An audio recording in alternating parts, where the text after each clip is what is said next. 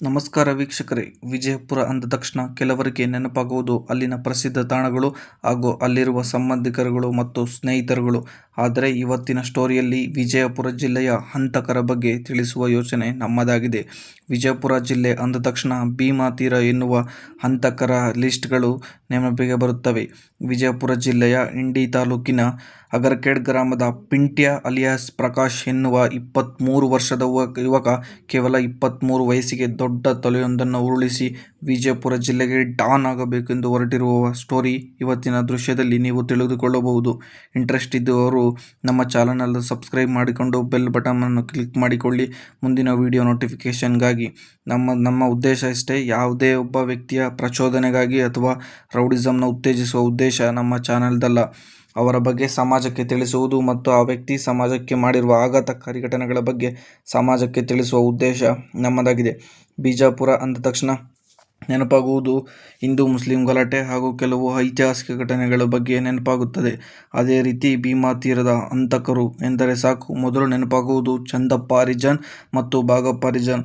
ಅದೇ ರೀತಿ ಚಂದಪ್ಪ ಹರಿಜನ್ನ ಶಿಷ್ಯನಾದ ಭಾಗಪ್ಪ ಹರಿಜನ್ನ ಹೊಡೆದು ಬಿಜಾಪುರಕ್ಕೆ ಡಾನ್ ಆಗಬೇಕೆಂದು ಹೊರಟಿರುವ ಈತನ ಹೆಸರೇ ಪಿಂಟ್ಯ ಅಲಿಯಾಸ್ ಪ್ರಕಾಶ್. ಈತನ ವಯಸ್ಸು ಕೇವಲ 23 ಅಷ್ಟೇ. ಕೇವಲ 23ನೇ ವಯಸ್ಸಿನಲ್ಲೇ ದೊಡ್ಡ ತಲೆಯನ್ನ ಕೆಡವಿದ್ದಾನೆ. ಇಡೀ ಭೀಮಾ ತೀರವನ್ನ ಆಳುತ್ತಿದ್ದ ಆನೆಯನ್ನೇ ಹೊಡೆದಿದ್ದಾನೆ. ಪಿಂಟು ಅಲಿಯಾಸ್ ಪ್ರಕಾಶ್ ಈತ ಕೇವಲ 2003ರಲ್ಲಿ ಜನಿಸಿ 23 ವರ್ಷಕ್ಕೆ ವಿಜಯಪುರ ಡಾನ್ ಆಗಬೇಕೆಂದು ಹೊರಟಿದ್ದ ಈ ಯುವಕನ ಚರಿತ್ರೆಗೆ ಬೇರೆ ಇದೆ. ವಿಜಯಪುರ ಜಿಲ್ಲೆಯ ಇಂಡಿ ತಾಲೂಕಿನ ಅಗರಖೇಡ್ ಗ್ರಾಮದ ಪಿಂಟು ಅಲಿಯಾಸ್ ಪ್ರಕಾಶ್ ಈತ ಯಾವುದೇ ಕ್ರಿಮಿನಲ್ ಬ್ಯಾಕ್ಗ್ರೌಂಡ್ ಅನ್ನು ಹೊಂದದೆ PH ಬಾಸ್ ಎನ್ನುವ ದೊಡ್ಡ ಭಾಗಪ್ಪ ಹರಿಜನ್ನ ಹಂತಕನನ್ನು ಶಾರ್ಪ್ ಶೂಟರ್ ಅನ್ನು ಕೊಂದಿರುವುದಕ್ಕೆ ಒಂದು ಮುಖ್ಯ ಕಾರಣವಿದೆ. ಈ ಫೋಟೋದಲ್ಲಿ ಕಾಣುತ್ತಿರುವ ರವಿ ಪಟೇಲ್ ಎನ್ನುವ ಅಸೋಸಿಯೇಟ್ ಒಬ್ಬರನ್ನು ಭೀಕರವಾಗಿ ಕಾರಿನಲ್ಲಿ ಗುದ್ದಿ ಕೊಲೆ ಮಾಡಿರುತ್ತಾರೆ. ಅದರ ಹಿಂದೆ ಭಾಗಪ್ಪನ ಶಿಷ್ಯನಾದ ತುಳಸಿರಾಮ್ ಹರಿಜನ್ ಎನ್ನುವ ಹೆಸರು ಕೇಳಿಬರುತ್ತಿತ್ತು. ಇದೇ ರೀತಿ ಪಿಂಟ್ಯನನ್ನು ಕೂಡ ಕೊಲ್ಲುತ್ತೇನೆ ಎಂದು ಪಿಂಟ್ಯನನ್ನು ಪದೇ ಪದೇ ಕಾಡುತ್ತಿದ್ದರು ಭಾಗಪ್ಪ ಹರಿಜನ್. ಅದಕ್ಕಾಗಿ ಅಣ್ಣನ ಕೊಲೆಗೆ ಸೇಡಿಗಾಗಿ ಈ ಕೊಲೆ ನಡೆದಿತ್ತು ಗೊತ್ತಾ. ರವಿ ಪಟೇಲ್ ಹಾಗೂ ಭಾಗಪ್ಪ ಹರಿಜನ್ ಒಂದೇ ಕುಟುಂಬದವರಾಗಿದ್ದರು ಹಾಗೂ ದೂರದ ಸಂಬಂಧಿ, ಸ್ವಂತ ಅಣ್ಣ ತಮ್ಮನ ರೀತಿ ಇದ್ರು. ರವಿ ಪಟೇಲ್ ಅಡ್ವೊಕೇಟ್ ಆಗಿ ಭಾಗಪ್ಪನ ಎಲ್ಲ ಕೇಸ್ಗಳನ್ನು ನಿರ್ವಹಿಸುತ್ತಿದ್ದರು. ಭಾಗಪ್ಪನಿಂದ ಹಣ ಮಾಡಿದ್ದ ಎನ್ನುವ ಆರೋಪವನ್ನು ಹೊತ್ತಿದ್ದ ರವಿ ಪಟೇಲ್ ಪಿಂಟ್ಯ ಕೊಲೆ ಮಾಡುವುದಕ್ಕೆ ಮುಖ್ಯ ಕಾರಣವಾಗಿತ್ತು. ರವಿ ಪಟೇಲ್ ಭಾಗಪ್ಪನಿಗೆ ದುಡ್ಡು ಕೊಡಬೇಕು ಹಾಗೂ ಭಾಗಪ್ಪನ ಹೆಸರಲ್ಲಿ ಆಸ್ತಿ ಮಾಡಿದ್ದಾನೆ ಎನ್ನುವ ಮುಖ್ಯ ಕಾರಣವೇ ಭಾಗಪ್ಪ ಹರಿಜನ್ನ ಹತ್ಯೆಗೆ ಕಾರಣವಾಗಿ ಪಿಂಟ್ಯ ಡಾನ್ ಆಗಲು ಸಹಕರಿಸಿತು. ಭಾಗಪ್ಪ ಹರಿಜನ್ ಕೊಲೆಯೂ ಮುನ್ನ ಪಿಂಟ್ಯ ಹಂತಕರ ಕಾಂಟ್ಯಾಕ್ಟ್ನಲ್ಲಿದ್ದರೂ ಕೂಡ ಯಾವುದೇ ಕ್ರಿಮಿನಲ್ ಚಟುವಟಿಕೆಗಳಲ್ಲಿ ಭಾಗಿಯಾಗಿರಲಿಲ್ಲ. ಪಿಂಟ್ಯನ ಜೊತೆ ಸಹಕರಿಸಿದ ಸ್ನೇಹಿತರು ಮುಂಚೆ ಪ್ರಮಾಣವನ್ನು ಮಾಡಿದ್ದರು.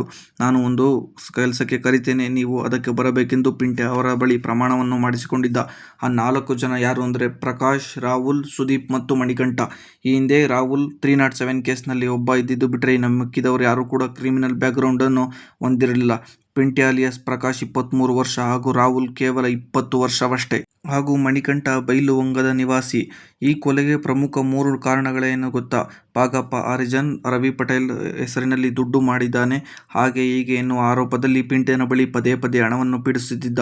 ಕೊನೆಗೆ ನೀನು ಹಣವನ್ನು ಕೊಡದಿದ್ದರೆ ನಿನ್ನ ಅತ್ತಿಗೆಯನ್ನು ನನ್ನ ಬಳಿ ಕಳಿಸು, ಹೀಗೆ ಅಸಹ್ಯವಾಗಿ ವರ್ತನೆ ಮಾಡಿದ್ದ. ಇದನ್ನು ತಾಳಲಾರದೆ ಪಿಂಟ್ಯ ತನ್ನ 4 ಜನ ಸ್ನೇಹಿತರ ಬಳಿ ಒಂದು ಪ್ರಮಾಣವನ್ನು ಮಾಡಿಸಿಕೊಂಡು ರಾತ್ರೋರಾತ್ರಿ ಕೇವಲ ರಾತ್ರಿ 9:30ಕ್ಕೆ ವಿಜಯಪುರ ಜಿಲ್ಲೆಯ ಮದೀನಾ ನಗರದಲ್ಲಿ ರಾತ್ರಿ 9:30ಕ್ಕೆ ಭಾಗಪ್ಪ ಹರಿಜನ್ ಚಲನವಲನಗಳನ್ನು ಗಮನಿಸಿ ರಾತ್ರಿ 9:30ಕ್ಕೆ ಊಟ ಮಾಡಿ ವಾಕಿಂಗ್ ಬಂದ ಸಮಯದಲ್ಲಿ ಸ್ಕೆಚ್ ಹಾಕಿ ಹೊಡೆದಿದ್ದ ಪಿಂಟ್ಯ.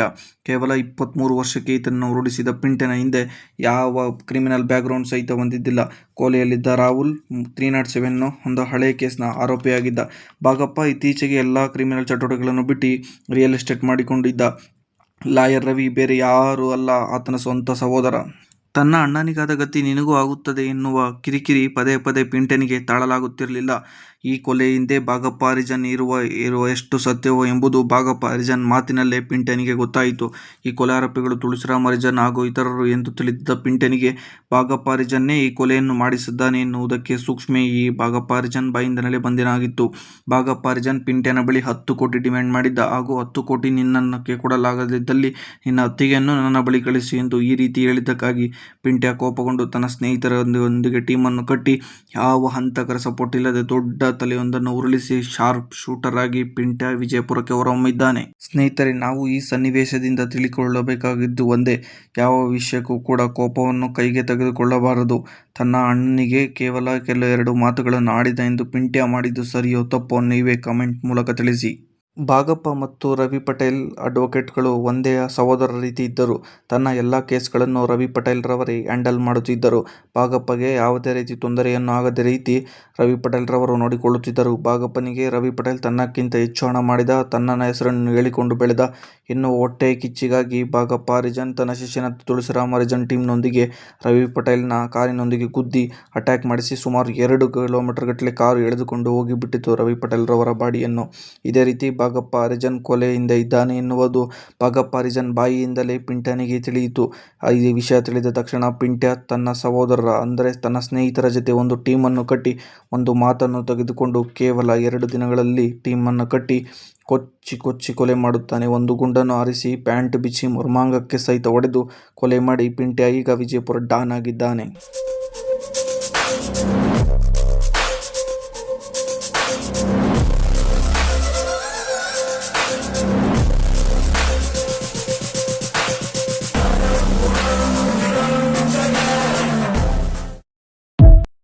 ಕೇವಲ 23ನೇ ವಯಸ್ಸಿನಲ್ಲೇ ದೊಡ್ಡ ತಲೆಯನ್ನ ಕೆಡವಿದ್ದಾನೆ. ಇಡೀ ಭೀಮಾ ತೀರವನ್ನ ಆಳುತ್ತಿದ್ದ ಆನೆಯನ್ನೇ ಹೊಡೆದಿದ್ದಾನೆ.